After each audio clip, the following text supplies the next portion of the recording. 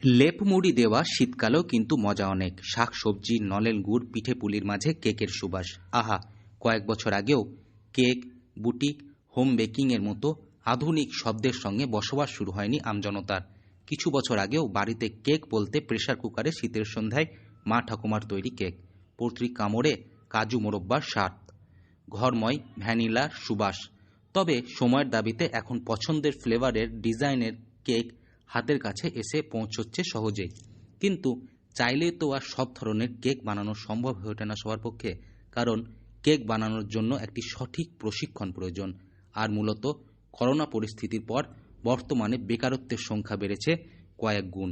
এবার সেই সমস্ত বেকার তরুণ তরুণীদের পাশে দাঁড়াচ্ছে CM global ingredients food products limited. মূলত বেকারত্ব দূর করতে বিনামূল্যে কেক বানানোর প্রশিক্ষণ দেওয়া হচ্ছে এই শিবিরে।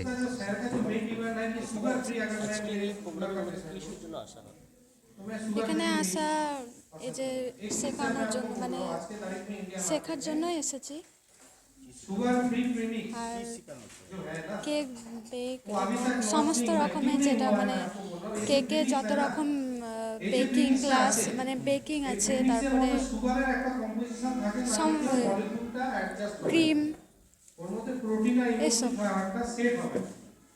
বর্তমান সময়ে দাঁড়িয়ে ফুড ইন্ডাস্ট্রির অবস্থা অনেকটাই খারাপ। ছোট ছোট যে সমস্ত বেকারি রয়েছে তারা বড় কোনো কেক সংস্থার সঙ্গে পাল্লা দিয়ে উঠতে পারছে না।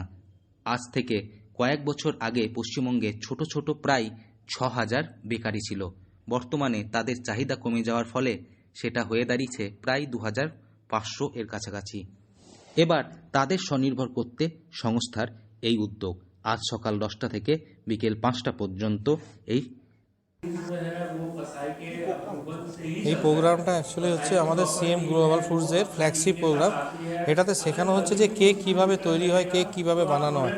এখন কি হয়েছে, একটা হোম বেকারসের দারুণ ক্রেজ এসছে কোভিডের পর থেকে। এবার জেনারেলি কী হয়েছে, কোভিডের পর থেকে তো অনেকে চাকরি চলে গেছে, অনেকেরই অবস্থা খুবই খারাপ। এখন ঘরের মহিলারা কী করছে, নিজেরা কেক তৈরি করে ঘরে বিক্রি করছে। তো তাদেরকে কীভাবে আরও ডেভেলপ করে তুলে আনা যায়, তাদেরকে কিভাবে আরও উন্নত পর্যায়ে নিয়ে আসা যায় নতুন নতুন রেসিপি দিয়ে, সেটাই আমাদের মেন ফ্ল্যাগশিপের প্রোগ্রাম। প্রশিক্ষণ শিবির চালানো হবে। মূলত একটি কেক কি পদ্ধতিতে, কি পদ্ধতি অবলম্বন করলে সুন্দরভাবে বানানো যায় সেই সমস্ত বিষয় শেখানো হচ্ছে এই প্রশিক্ষণ শিবিরে।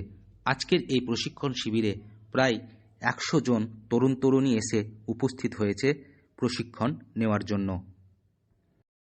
বীরভূম থেকে সৌভিক রায় রিপোর্ট, লোকাল 18 বাংলা।